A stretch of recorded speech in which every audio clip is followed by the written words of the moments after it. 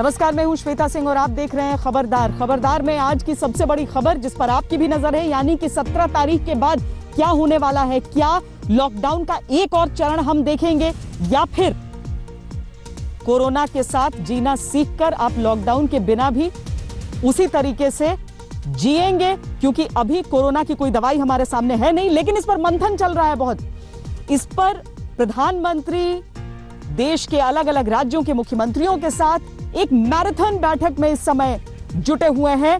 आपको बता दें कि ये बैठक अभी अभी खत्म हो गई है। ये बैठक लंबी चल रही थी, 3 बजे दोपहर से चल रही थी। वो इसीलिए क्योंकि हर राज्य के मुख्यमंत्री को अपनी तरफ से ये बताना था कि क्या चाहते हैं वो कोरोना के इस संक्रमण काल में लॉकडाउन को लेकर क्या किया जाए। हम थोड़ी ही देर में अपने संवाददाता से जुड़कर क्या इस बैठक से निकल कर आया है ये आपको बताएंगे, क्योंकि अभी तक जितने मुख्यमंत्रियों का पक्ष सामने आया था उनमें यह भी जानना जरूरी है कि कौन कौन से राज्य लॉकडाउन बढ़ाने पर ग्रीन सिग्नल दे रहे हैं और कौन कौन से कह रहे हैं कि उन्हें रियायतें चाहिए। सूत्रों के अनुसार महाराष्ट्र, पंजाब, तेलंगाना, बंगाल और असम लॉकडाउन बढ़ाने के पक्ष में है। नीतीश कुमार ने कहा है कि मई के आखिर तक लॉकडाउन को बढ़ाना चाहिए।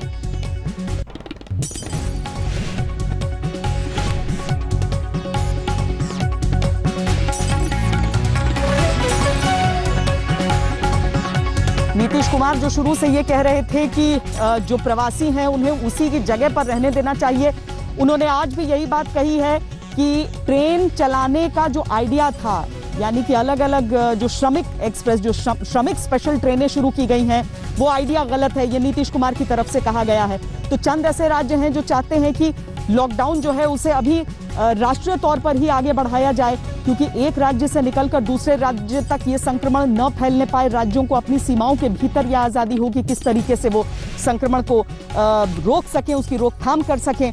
लेकिन बाकी राज्यों का क्या कहना है, क्योंकि हम आपको 5 राज्यों की कुल दिखा रहे हैं बात कि किस तरीके से वो चाह रहे हैं कि अभी लॉकडाउन को आगे बढ़ाया जाए। और मोटे तौर पर ये वो राज्य हैं जहां पर संक्रमण बहुत अधिक तेज रफ्तार से बढ़ रहा है, जैसे कि महाराष्ट्र हो गया। महाराष्ट्र में देश में कोई पूरे देश में ऐसा कोई राज्य नहीं जो महाराष्ट्र की रफ्तार से जहां पर केसेस बढ़ रहे हों। तो जाहिर तौर पर उस राज्य की ये अपेक्षा है कि लॉकडाउन और आगे अभी कायम रहे। लेकिन क्या निकल कर इससे आएगा? हमारे साथ इस समय हमारे संवाददाता हिमांशु मिश्रा जुड़ रहे हैं और जानकारी के साथ। हिमांशु, क्या क्या सामने आ पाया है अभी तक? देखिए श्वेता, मीटिंग जो है वो खत्म हो चुकी है। प्रधानमंत्री नरेंद्र मोदी ने सभी मुख्यमंत्रियों की तारीफ की और उन्होंने कहा कि जिस तरीके से इस लड़ाई में आप सबने अपनी जिम्मेदारी को निभाया है वो सही में काबिले तारीफ है। और उन्होंने ये भी कहा कि अब लॉकडाउन को लेकर हमको किस तरीके से बाहर आना होगा, इसको लेकर भी जो है आप सभी जो है 15 तारीख तक जो है मुझे भेजिए कि क्या आपकी रणनीति है और कैसे आप आगे बढ़ना चाहते हैं। अपने अपने पॉइंट्स को लिखकर एक प्रेजेंटेशन भेजिए, तो उसके बाद ही जो है सरकार फैसला लेगी। लेकिन इतना तय है कि सरकार मुख्यमंत्रियों की तारीफ की प्रधानमंत्री नरेंद्र मोदी ने, और उन्होंने ये भी कहा कि इस लड़ाई में हमको आगे जो है और मजबूती के साथ भी लड़ना होगा। श्वेता, पर हिमांशु, ज्यादा राज्य इस पक्ष में दिखे कि लॉकडाउन बरकरार रहे राष्ट्रीय तौर पर, या फिर इस पक्ष में रहे कि राज्यों को अपना फैसला लेने दिया जाए? देखिए, बहुत से राज्यों की तरफ से ये साफ तौर पे कह दिया गया कि लॉकडाउन की समय सीमा को जो है वो बढ़ाया जाना चाहिए, क्योंकि अगर लॉकडाउन को एकाएक 17 मई के बाद खत्म किया जाता है तो उससे जो है वो कोरोना का संक्रमण फैलने के ज्यादा चांसेस रहेंगे। इससे बनस्पत ये रहेगा कि लॉकडाउन को ज्यादा से ज्यादा रिलैक्सेशन दिए के लॉकडाउन को खत्म किया जाए। लेकिन लॉकडाउन को खत्म जो है उसको अभी ना किया जाए, उसकी समय सीमा को बढ़ाया जाए, लोगों को रिलैक्सेशन ज्यादा से ज्यादा दिया जाए। तो इसी को लेकर प्रधानमंत्री नरेंद्र मोदी ने सभी मुख्यमंत्रियों से कहा है कि वो 15 तारीख तक जो है अपनी सभी बातों को जो है वो मुझको भेजे। तो हिमांशु, जैसे पहला लॉकडाउन जब पहला ऐलान किया गया था तब एक तरह से था कि केंद्र ने उंगली पकड़कर राज्यों से कहा कि आपको सबको लॉकडाउन करना है। कुछ राज्यों ने तब तक किया था, लेकिन समूचे देश के लिए ये एक नई चीज थी। और आज हम समझें कि जब 3 लॉकडाउन के चरण पूरे होंगे तब केंद्र इस कोशिश में ज्यादा रहेगा, चूंकि जोन्स में पहले ही बांटा जा चुका है सभी राज्यों को, अलग अलग जिलों को। तो अब राज्य धीरे धीरे चरणबद्ध तरीके से उस दुनिया की तरफ बढ़ें जहां पर शायद हमें इस संक्रमण के साथ एहतियात से, सावधानी से जीना आ जाए।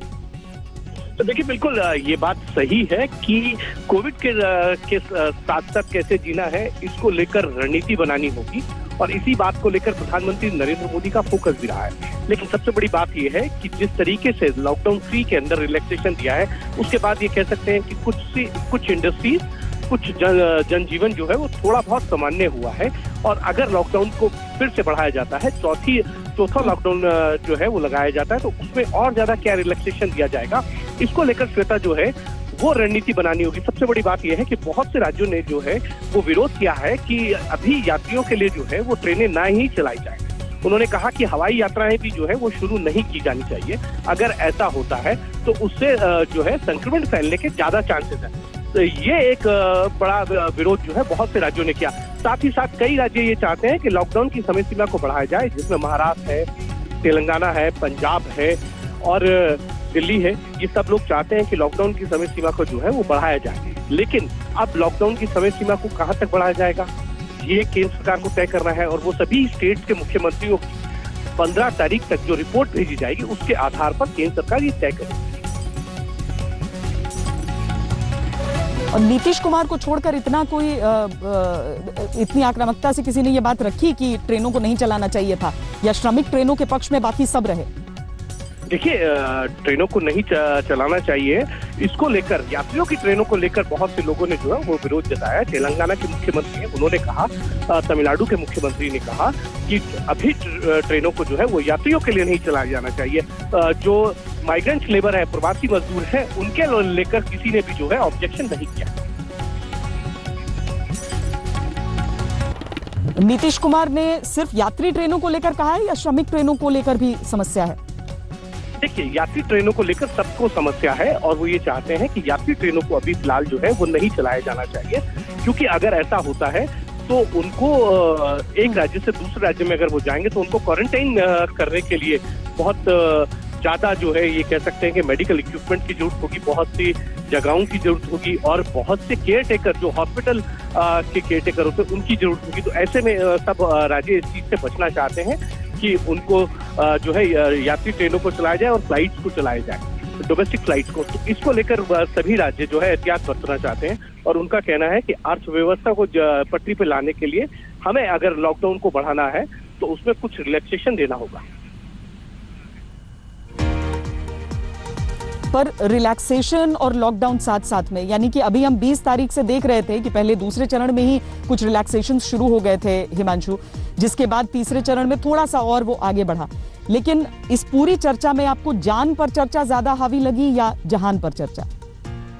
जान और जहान दोनों को लेकर चर्चा थी, लेकिन अब जो है जहान के ऊपर जो है ज्यादा फोकस है, क्योंकि कोविड-19 के साथ लोगों को कैसे बढ़ना है, अर्थव्यवस्था को पटरी पर लाना है, जनजीवन को सामान्य बनाना होगा कोविड-19 के संक्रमण को ध्यान में रखते हुए, और सोशल डिस्टेंसिंग को फॉलो करना होगा।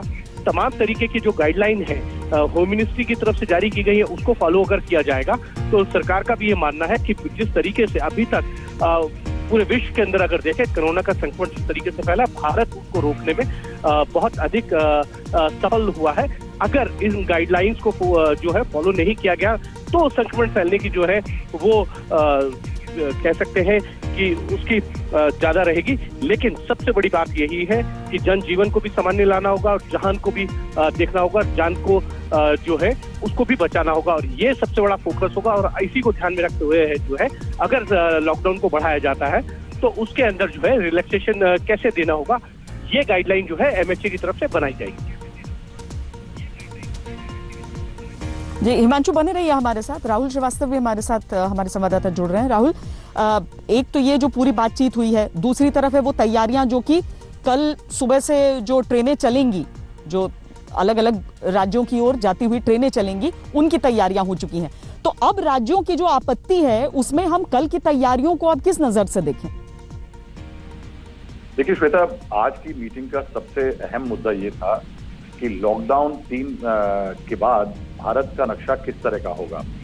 और अगर आज के सारे पूरी मीटिंग जो लंबी चली उसका अगर एक सम टोटल देखा जाए तो फर्क जो नजर आ रहा है वो बड़ा साफ ये है कि लॉकडाउन 1 जो कि केंद्र निर्देशित था उससे हिंदुस्तान इस मीटिंग के बाद लग ये रहा है कि जो आगे की जो भी कार्रवाई होगी वो लॉकडाउन स्टेट्स निर्धारित करेंगी। और इसका सबसे क्लियर इंडिकेशन ये रहा कि प्रधानमंत्री ने आज कुछ मुख्यमंत्रियों से बात करने की जगह सभी मुख्यमंत्रियों को दावत दी कि वो सब इस बारे में अपनी राय देंगे। कुछ राज्य जैसे पंजाब वो साफ चाहते हैं कि लॉकडाउन हो, आगे बढ़े, मगर ग्रेडेड तरीके से एग्जिट हो और राज्यों को ताकत मिले कि वो तय करें कि ग्रीन जोन क्या है, ऑरेंज क्या है या रेड क्या है। इसमें गुजरात के मुख्यमंत्री का कहना था कि लॉकडाउन ना हो, मगर सारे प्रोटोकॉल सोशल डिस्टेंसिंग के देखते हुए उसके बाद कोई रणनीति बने। इससे एक चीज तय हो रही है कि केंद्र जो निर्देशित करता था, केंद्र जो लॉकडाउन की गाइडलाइंस बनाता था, उससे मामला अब राज्यों की तरफ जा रहा है। केंद्र भी अब ये चाहेगा कि कहीं ना कहीं ट्रेन चला दी गई हैं, हवाई जहाज चलाए जाने की फ्लाइट की बात हो रही है, कहीं ना कहीं सेंटर अब लॉकडाउन की ईजिंग की बात कर रहा है और राज्य अपने लॉकडाउन की तैयारियां करेंगे, किस तरह से किस राज्य में किस तरह के रेस्ट्रिक्शन होंगे। शायद पूरा सम टोटल जो है, आज ममता बनर्जी ने कहा कि फेडरल स्ट्रक्चर का सम्मान किया जाए, केंद्र राजनीति ना करे। इस सब से अगर देखा जाए तो यही लगता है कि केंद्र अपने रोल को पीछे थोड़ा हटेगा और राज्य अपनी पॉलिसीज निर्धारित करेंगे। केंद्र एक फैसिलिटेटर और कोऑर्डिनेटर का रोल प्ले करेगा। थोड़ी उसमें राजनीति ये भी है कि केंद्र के ऊपर जो दबाव बन रहा था कि लॉकडाउन के कारण जो नुकसान हो रहा है उसके लिए केंद्र रिस्पॉन्सिबल है, उसकी जगह अब राज्यों पे जिम्मेदारी आ जाएगी कि केंद्र जो लिमिटेशन हटाएगा, रेस्ट्रिक्शन हटाएगा, उनका जो इम्प्लीमेंटेशन है वो राज्यों पर डिपेंड करेगा। बिल्कुल यही चर्चा हम कर रहे थे अभी हिमांशु, और इसमें हम क्या समझें कि अगर एक दो एक्सट्रीम नजर आते हैं कि कोई एक राज्य कह रहा है कि हम पूरी तरीके से लॉकडाउन को रखें, एक गुजरात जैसा राज्य कह रहा है कि हम न रखें, हम थोड़ी सी ढिलाई रखें। मध्य प्रदेश के मुख्यमंत्री शिवराज सिंह चौहान ने भी एक मांग की है। इसमें हम एक बार ब्रेकिंग न्यूज के जरिए आपको दिखा देते हैं।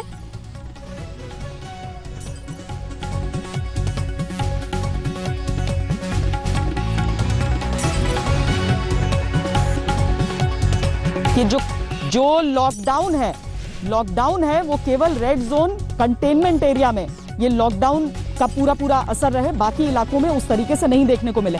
ये हिमांशु बड़ी पसोपेश की स्थिति हो जा रही है सरकार के लिए कि किस तरीके से, क्योंकि कुछ राज्य चाहेंगे कि लोग आए न आए, कुछ राज्य चाह रहे हैं कि आर्थिक आजादी दे दी जाए कि जो अर्थव्यवस्था है उसका पहिया पूरी तरीके से घूम जाए, कुछ राज्य चाह रहे हैं नहीं अभी इतनी ही कड़ाई से लागू करना है। तो फिर विकल्प क्या बचता है? अगर हम ये भी समझे, आप जैसे कह रहे हैं कि 15 तारीख तक सभी राज्यों को लौटकर वापस अपने सारे प्रस्ताव देने हैं, तो हम इसमें समझें क्या बीच का रास्ता, या जो राज्यों को मंजूर हो अपनी सरहदों के भीतर उस तरह का ही व्यवहार रहे? देखिए, बिल्कुल प्रधानमंत्री नरेंद्र मोदी ने ये तो साफ कर दिया कि आपको अपनी रिपोर्ट को भेजना होगा, उसके बाद ही केंद्र सरकार फैसला लेगी। 15 मई तक ये रिपोर्ट भेजे। लेकिन सबसे बड़ी बात यह है कि श्वेता, अगर हम देखें तो 3 जोन के अंदर जो है पूरे देश को बांटा गया है। जो डिस्ट्रिक्ट है उनमें ग्रीन जोन है, ऑरेंज जोन है और रेड जोन है। रेड जोन को तो किसी भी तरीके से टच नहीं किया जा रहा, कहीं पर भी कोई भी जो है रिलैक्सेशन नहीं दिया जा रहा। अब जो डिमांड आ रही है वो ऑरेंज जोन और ग्रीन जोन के लिए आ रही है। तो लॉकडाउन 4 अगर लगाया भी जाता है तो इन दो जो रेड जोन और ग्रीन जोन है इसमें क्या ज्यादा से ज्यादा रिलैक्सेशन दिया जाएगा, इसको लेकर ध्यान में देने की बात है। लेकिन सबसे बड़ी बात यह है कि हमको ये भी देखना होगा कि अब केंद्र सरकार क्या फैसला लेती है। लेकिन इतना मान के चला जा सकता है कि लॉकडाउन की समय सीमा को जरूर बढ़ाया जाएगा, लेकिन रिलैक्सेशन क्या दिया जाएगा, ये बात खुद प्रधानमंत्री नरेंद्र मोदी ने अभी जो है वो मुख्यमंत्रियों के साथ बैठक के अंदर भी कही है कि हमको आगे बढ़ना है और अर्थव्यवस्था को ध्यान में रखते हुए चीजों को देखना होगा। टेक्नोलॉजी को ध्यान में रखकर शिक्षा के नए मॉड्यूल को विकसित करने होंगे।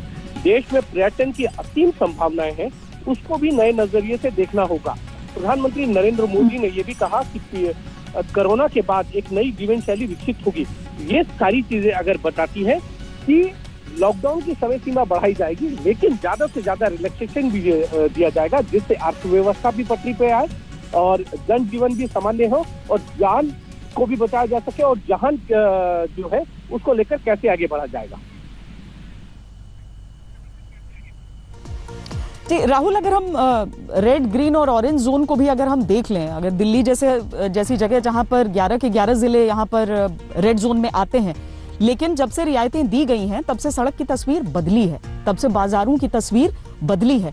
ऐसे में क्या केंद्र सरकार इस विकल्प पर ज्यादा सोच सकती है कि रेड जोन के भीतर भी, चूंकि महानगरों में कंटेनमेंट जोन, रेड के अंदर भी कंटेनमेंट आ जाते हैं, उसके आसपास कई ऐसे इलाके होते हैं जहां पर एक भी मामला नहीं होता, क्या उस विकल्प पर विचार चल सकता है?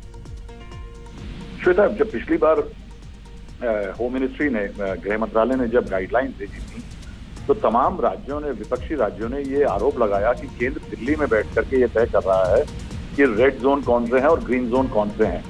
इसको देखते हुए एक स्ट्रैटेजी बदली है सरकार के अंदर, और सरकार, प्रधानमंत्री ने आज मीटिंग में ये भी कहा कि हमने कहा था लॉकडाउन 1 में कि जो जहां है वो वहीं रहे, मगर लोगों को घर जाना था, माइग्रेंट को घर जाना था, इसके कारण रणनीति बदली गई। यानी रणनीति बदली गई एक बहुत अहम लाइन है, और इसको देखते हुए ये बात तय है कि प्रधानमंत्री ये जानते हैं कि पिछले कुछ दिनों में जो रिस्ट्रिक्शंस कम किए गए थे, उसके बावजूद स्थिति बदली है। दफ्तर थोड़े खुले हैं, दुकानें खुली हैं, लेकिन जो इकोनॉमी को पटरी पे लाने के लिए इकोनॉमिक रिवाइवल की बात थी कि इंडस्ट्रीज और बिजनेसेस दोबारा काम करने लगेंगे, वो नहीं हो पाया। क्यों? क्योंकि उसमें तमाम राज्यों ने कहा कि एक तो लेबर की कमी है, दूसरी सप्लाई चेन में खामियां हैं। उसको दूर करने के लिए कहीं ना कहीं रिस्ट्रिक्शंस को हटाना जरूरी है। और अगर देश की पिक्चर देखें तो आज की तारीख में करीब 603 जिले ऐसे हैं 773 में जो कि ग्रीन या ऑरेंज में हैं। 216 ऐसे डिस्ट्रिक्ट हैं जहां पे मई 8 तक एक भी केस नहीं आया था। तो इन जिलों को देखते हुए अगर पिक्चर आकी जाए तो कहीं ना कहीं केंद्र का इंटरेस्ट होगा कि इकोनॉमिक एक्टिविटी चालू हो, तो उसकी तरफ से हमको लग रहा है कि अगले आने वाले दिनों में रिस्ट्रिक्शंस कम किए जाएंगे और राज्यों पे निर्धारित किया जाएगा कि वो तय करें कि कौन सी जगह पे कितनी सख्ती बरतनी है और कितनी जगह पे छूट देनी है। ट्रेन चल रही है, विचार हो रहा है। विकल्प सबसे बेहतर भी लग रहा है, क्योंकि शुरुआत जैसे कि हमने कहा कि केंद्र ने उंगली पकड़ के सभी राज्यों से करवाया, लेकिन अब राज्यों को समझ में आ रहा है कि किस तरीके से, किस राज्य में बेहतर तरीके से कंट्रोल हो सकता है। प्रधानमंत्री नरेंद्र मोदी ने इस बैठक को खत्म होने के बाद यही कहा है कि आपके उत्साह को देखते हुए, उसके बूते हम कोरोना को हराएंगे। उन्होंने यही उम्मीद जताई आज।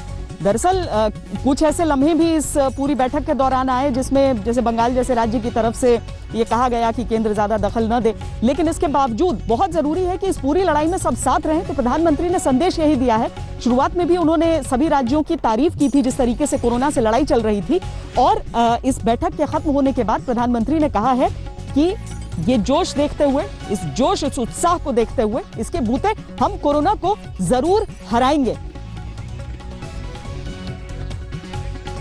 और उन्होंने साथ में ये भी कहा है कि जो आर्थिक गतिविधियां हैं उन्हें बढ़ाने में पर विचार किया जा रहा है, क्योंकि आर्थिक गतिविधियों को लेकर सबके मन में चिंता रहती है कि कितने दिन तक आप लॉकडाउन के दौरान आप तैयारियां कर रहे हैं एक बीमारी से लड़ने के लिए, आप चिकित्सा की सुविधाएं बढ़ा रहे हैं, लेकिन उस जो आर्थिक एक्टिविटीज हैं उन सबको आखिर कब तक बंद रखा जा सकता है, ये सवाल सबके मन में उठ रहा था।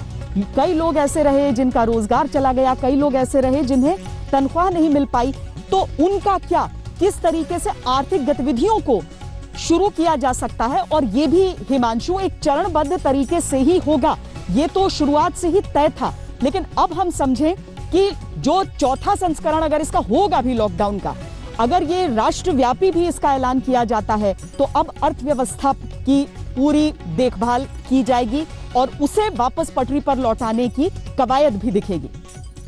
देखिए, बिल्कुल प्रधानमंत्री नरेंद्र मोदी ने ये साफ कर दिया कि अर्थव्यवस्था को कैसे पटरी पर लाया जाए, इसकी और भी ध्यान देना होगा, और किस तरीके से जो है आर्थिक क्षेत्रों को खोला जाए, इसको लेकर भी राज्य सरकारों को सोचना होगा, और उसको लेकर कार्यालय के अंदर अपने ये कह सकते हैं कि उनको अपनी रिपोर्ट भेजनी है, और उसके बाद केंद्र सरकार तय करेगी कि किस तरीके से आर्थिक क्षेत्र को जो है वो खोला जाए। लेकिन सबसे बड़ी बात ये है कि अगर देखा जाए तो रेड जोन को जो है वो तो ये मान के चला जा सकता है कि वहां बहुत ज्यादा रिलैक्सेशन नहीं मिलने वाला है।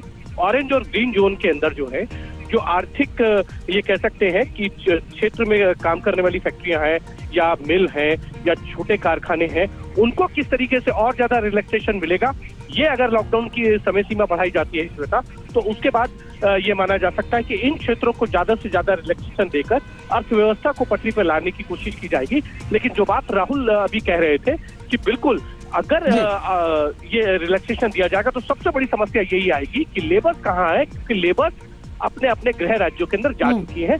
ऐसे में लेबर की समस्या बहुत बड़ी जो है वो सामने आएगी और उसको देखकर क्या आगे की रणनीति होगी राज्य सरकारों की और केंद्र सरकार की, ये देखने वाला बड़ा सवाल है। क्योंकि जो नहीं, वाकई पेचीदा स्थिति तो है, क्योंकि जो प्रवासी मजदूर थे वो सब निकले अपने घरों की तरफ। अब उसमें एक बहुत बड़ी संख्या है जो पहुंच चुकी है उन गांवों तक, बहुत बड़ी संख्या है जो इस समय सड़कों पर है, जो बस किसी भी कीमत पर जाना चाहते हैं वापस।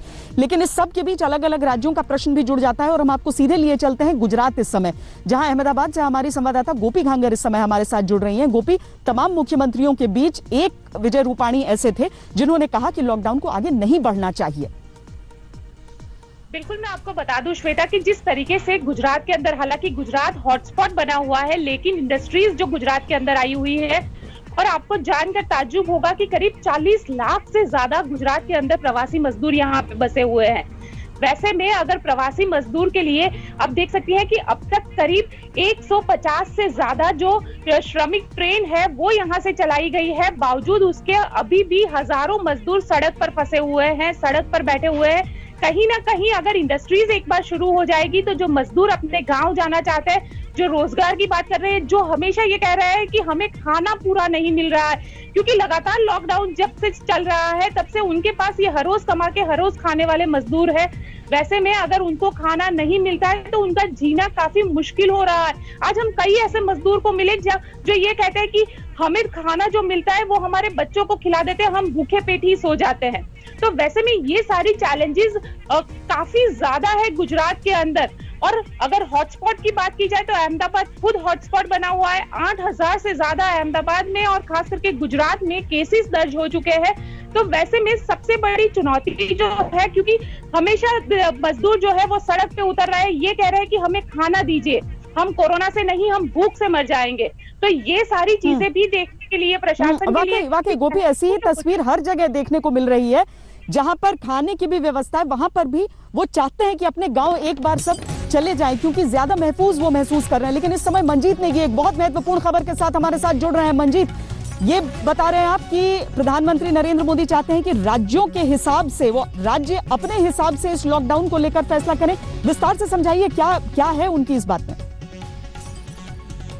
देखिए श्वेता, आज की बैठक का जो फीडबैक राज्यों से दी गई और इससे पहले जो करीब 10 से 11 जो एम्पावर्ड ग्रुप बनाए गए हैं, उनका अभी तक का जो आकलन रहा, उस आधार पर प्रधानमंत्री कार्यालय का, प्रधानमंत्री की टीम का ये मानना है कि अब लॉकडाउन को आगे बढ़ाए जाने का जो फैसला है वो एक तरह से राज्यों को अपने हिसाब से, अलग अलग राज्यों की स्थिति को देखते हुए करना होगा। और इसीलिए दोबारा 15 तारीख तक सभी राज्यों से फीडबैक मांगी गई है कि वो तय करें कि किन चीजों को खोलना है, किन चीजों को बंद करना है। राज्यों की अपनी स्थिति के हिसाब से लॉकडाउन को लेकर फैसला होना चाहिए। केंद्र सीधे तौर पर, जैसे कि अब तक हमने देखा था कि केंद्र तय करता था कि लॉकडाउन बढ़ाया जाना है, उसको कब तक बढ़ाना है, उसमें क्या क्या गतिविधियां होंगी। लेकिन अब प्रधानमंत्री कार्यालय और तमाम जो केंद्र में प्रधानमंत्री की टीम है, वो उनका ये आकलन है कि अब राज्यों को ये अधिकार दिया जाना चाहिए कि वो अपने स्थिति को देखते हुए, क्योंकि ये फीडबैक आज मुख्यमंत्रियों से भी, अलग अलग राज्यों से प्रधानमंत्री को मिली है कि राज्यों की स्थिति खासतौर से आर्थिक तौर पर अगर देखा जाए तो कई राज्यों की ये स्थिति है कि उनके पास अपने जो सरकारी कर्मचारी हैं उनको अगले महीनों के लिए जो तनख्वाह है वो देने तक की स्थिति नहीं है। तो ऐसे में आर्थिक गतिविधियों को देर से शुरू करने की सख्त जरूरत है। इसी को लेकर ये बात कही गई कि सभी राज्य 17 तारीख जब लॉकडाउन खत्म होगा उससे पहले इस आधार पर फैसला करके बताएं। जी, बहुत जरूरी खबर ये मंजीत, क्योंकि सारे जो राज्य थे उन्होंने अपनी तरफ से आज अपनी अपनी बातें तो रखी हैं, लेकिन अब आगे क्या होगा ये प्रधानमंत्री की तरफ से राज्यों के ऊपर छोड़ा गया है। 15 तारीख को इसे लेकर आखिरी मुकम्मल फैसला हम समझ सकते हैं, क्योंकि 17 तक लॉकडाउन का ये तीसरा चरण चलने वाला है। इस समय हमारे साथ मनोज्ञा लोईवाल सीधे कोलकाता से जुड़ रही हैं। मनोज्ञा, दीदी नाराज ही चल रही थी शुरुआत से। उनका पहले तो ये कहना था कि जो रेड जोन नहीं है उनको अतिरिक्त बताया जा रहा है, जो स्थिति नहीं है उसमें हस्तक्षेप किया जा रहा है केंद्र के द्वारा। तो अब कुल मिलाकर अगर इस तरह की परिस्थिति रही कि राज्यों को यह फैसला लेने का अधिकार रहा तो उनके लिए तो बहुत बेहतर हो जाएगा। लेकिन बंगाल में असली जमीनी परिस्थिति है क्या? बड़ी ही कॉम्प्लिकेटेड है इस समय जो जमीनी परिस्थिति है। सरकार कुछ कह रही है, जमीन पर कुछ और दिख रहा है, केंद्र सरकार कुछ कह रही है। लेकिन आज मुख्यमंत्री ममता बनर्जी ने कोई भी कसर नहीं छोड़ी अपनी बात को रखने में। यहां तक कह दिया कि जब केंद्र सरकार के हिसाब से राज्य सरकारें चल रही थी और अब अगर केंद्र सरकार विफल होती नजर आ रही है तो उसका फैसला और उसका ठिकरा सीधा सीधा सरकारों पर, वो भी राज्यों की, क्यों थोपा जाए। और ऐसे में ये भी सवाल खड़ा कर दिया कि जब अभी तक सारा अनुसरण किया जा रहा था वही बातों का जो केंद्र सरकार कह रही थी, तो अब उनकी विफलता की जिम्मेदारी भी केंद्र सरकार ही ले। लेकिन इन सब के बीच में ये भी साफ कर दिया कि जो राजनीतिक मतभेद है वो भी आज सामने आए। मुख्यमंत्री तृणमूल कांग्रेस की सुप्रीमो भी हैं और भाजपा और तृणमूल कांग्रेस को अगर माना जाए तो जिस तरह से लड़ाई कर रही है जमीनी स्तर पर, वो हर स्तर पर दिखी। और आज उन्होंने ये भी साफ कर दिया कि जो चिट्ठियां केंद्र सरकार से बंगाल सरकार को लिखी जाती हैं वो पहले बाकी सबको मिल जाती हैं और उसके बाद राज्य सरकार तक पहुंचती हैं। आरोप ये भी लगा दिया मुख्यमंत्री ने ये कहकर कि जो केंद्र की टीमें भेजी जाती हैं वो राज्य सरकार के जितने भी ब्यूरोक्रेट्स हैं या बाकी सारे अधिकारियों को परेशान करने के लिए भेजी जाती हैं। बहुत सारी ऐसी बातें हैं। ऐसा नहीं है कि ये मतभेद पहली बार सामने आया है, लेकिन इतनी खुली तौर पर ये पहली बार है जब उन्होंने ये भी साफ कर दिया है कि जब सब कुछ ही खोला जा चुका है लॉकडाउन में, तो फिर लॉकडाउन किस बात का, और अगर लॉकडाउन है तो उसकी जिम्मेदारी भी केंद्र सरकार ही ले। चलिए, बहुत धन्यवाद आप सबका इस पूरी चर्चा में जुड़ने के लिए। तो अलग अलग मुख्यमंत्री जुड़े आज प्रधानमंत्री नरेंद्र मोदी के साथ। एक लंबी चर्चा हुई, 5वीं चर्चा जब से इस लॉकडाउन की शुरुआत हुई है। और अब प्रधानमंत्री नरेंद्र मोदी ने एक नया नारा दिया है कोरोना के खिलाफ इस लड़ाई में, जन से जग तक। आपको ध्यान होगा शुरुआत उन्होंने जान है तो जहान है से की थी, उसके बाद उन्होंने कहा जान भी जहान भी, और अब ये नया नारा जिसके जरिए कोरोना के खिलाफ ये लड़ाई समूचा देश लड़ेगा, अलग अलग राज्य लड़ेंगे।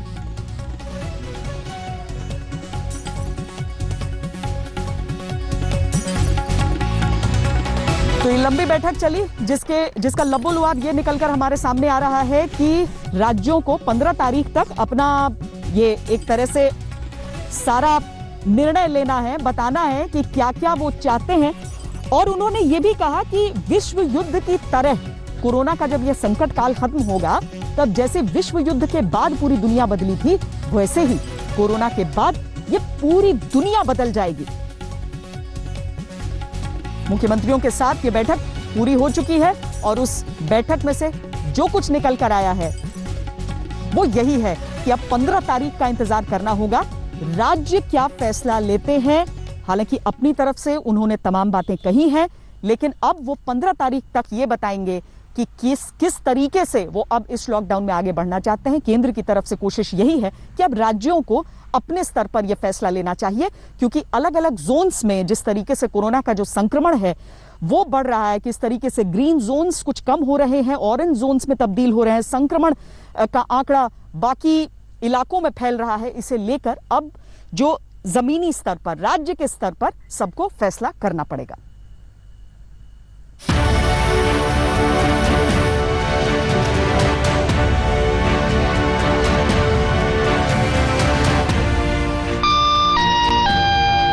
यात्रीगण कृपया ध्यान दें, गाड़ी नंबर।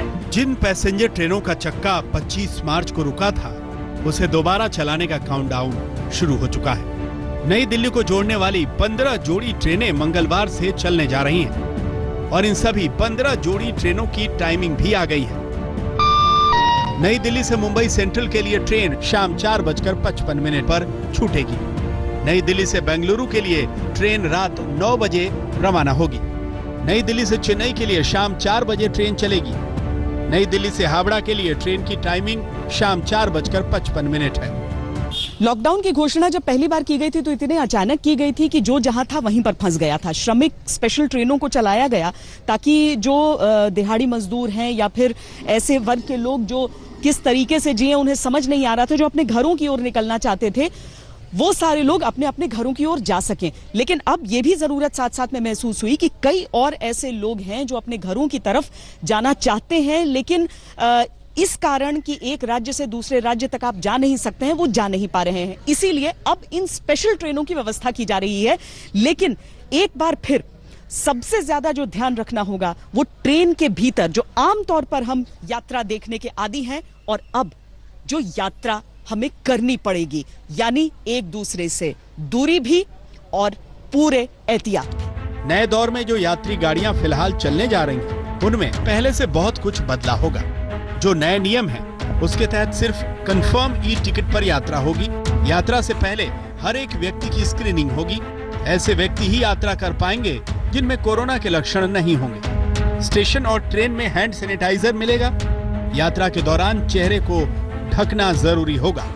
यात्रा में सोशल डिस्टेंसिंग को मानना जरूरी होगा। इस वक्त हम मौजूद है अहमदाबाद रेलवे स्टेशन पर, और यहाँ पे आप देख सकते हैं कुछ इस तरीके से सर्कल्स बनाए गए। जो एंट्री गेट है, एंट्री गेट से अंदर आते हुए सोशल डिस्टेंस को जो पैसेंजर है उसे प्रॉपर तरीके से मेंटेन करे, उसके लिए इस तरीके से सर्कल बनाए गए हैं। साथ ही आप देख सकते हैं लगातार यहाँ पे डिसइंफेक्शन की जो दवाई है उसे भी छिड़का जा रहा है। दरअसल जिस तरीके से, क्योंकि लोग यहाँ पे आएंगे तो सैनिटाइजेशन होना बेहद जरूरी है। वैसे में यहाँ पे आप देख सकते हैं जो ट्रेन है, ट्रेन की खिड़कियों पर भी कुछ इस तरीके से दवाई छिड़की जा रही है। इसके अलावा यात्री और उन्हें स्टेशन पर पहुंचाने वाले ड्राइवर की यात्रा का ई टिकट ही कर्फ्यू पास का काम करेगा। कंफर्म्ड ई टिकट होने पर ही पैसेंजर रेलवे स्टेशन में एंट्री प्राप्त कर सकता है। इस कंफर्म्ड ई टिकट के आधार पर वह स्टेशन तक आ सकता है। उसे अलग से कर्फ्यू पास वगैरह लेने की जरूरत नहीं। स्टेशन पर पैसेंजर्स की स्क्रीनिंग होगी और केवल एसिम्प्टोमेटिक पैसेंजर्स को ही ट्रेन पर बोर्ड करने की अनुमति दी जाएगी। 12 मई से शुरू हो रही ट्रेन यात्रा के लिए अधिकतम अगले 7 दिन के टिकट की बुकिंग हो सकती है। सिर्फ फर्स्ट, सेकंड और थर्ड एसी के टिकट ही बुक किए जाएंगे। इन स्पेशल ट्रेनों का किराया राजधानी ट्रेनों जितना होगा। केवल इसमें कैटरिंग यानी खाने और पानी का पैसा शामिल नहीं किया जाएगा। यात्रियों को सुझाव दिया गया है कि वो अपना खाना और पानी लेकर आएं। ट्रेन के अंदर न चादर मिलेगा, न कंबल और न ही पर्दे होंगे। 12 मई से पहली ट्रेन न्यू दिल्ली से शुरू होगी और हावड़ा के साथ साथ डिब्रूगढ़ और अगरतला जो पूर्वोत्तर भारत में हैं उनको भी कनेक्ट करेगी। ये पहला मौका है जब पैसेंजर ट्रेन शुरू होगी और यात्रियों को लेकर टिकट के साथ सफर करेगी। लेकिन वहीं ये भी ध्यान में रखने वाली बात है कि जो भी यात्री ट्रेन में चढ़ेगा उसे पहले स्क्रीनिंग करवाई जाएगी, बॉडी टेम्परेचर टेस्टिंग या बाकी सारे टेस्ट जो बेसिक होते हैं वो भी करवाए जाए। रेलवे जो भारत की लाइफलाइन रही है, उसके चलने का इंतजार कैसा है, इसकी बानगी बुकिंग शुरू होने के साथ मिल गई।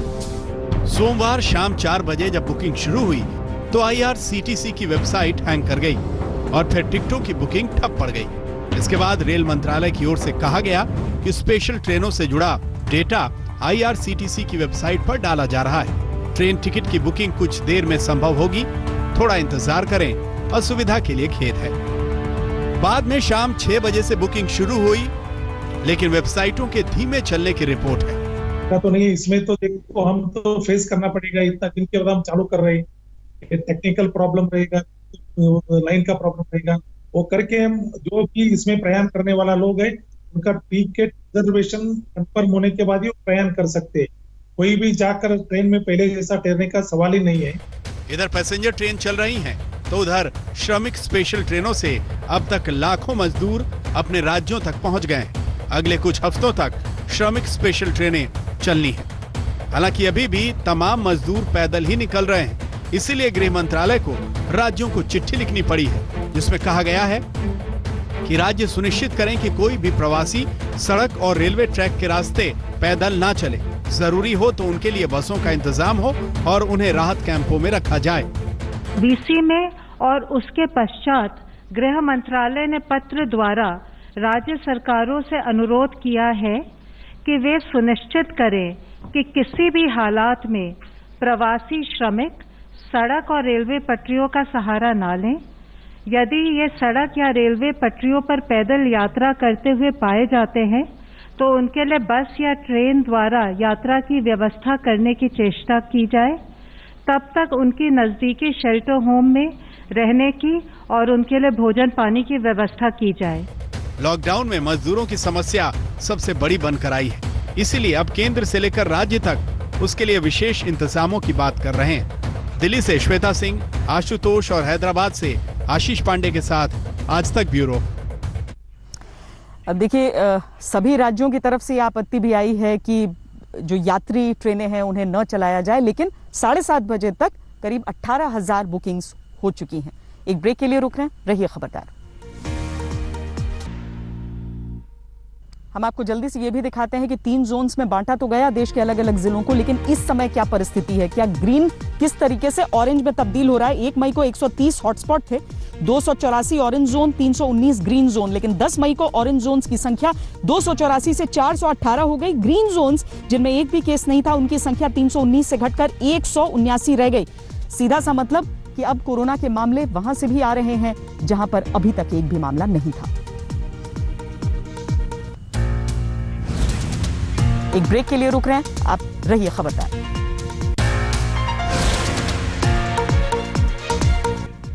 तो प्रधानमंत्री की जो मुख्यमंत्रियों से बैठक हुई उसमें अलग अलग तरह की बातें निकल कर आई हैं और अब केंद्र की तरफ से कहा गया है कि राज्य अपने स्तर पर बताएं कि 15 तारीख तक वो क्या करना चाहते हैं आने वाले दिनों के लिए। क्या एक राष्ट्रव्यापी लॉकडाउन रहे या राज्य खुद तय करें। एक ब्रेक के लिए रुक रहे हैं। देश और दुनिया की बाकी खबरों के लिए आप देखते रहिए आज तक।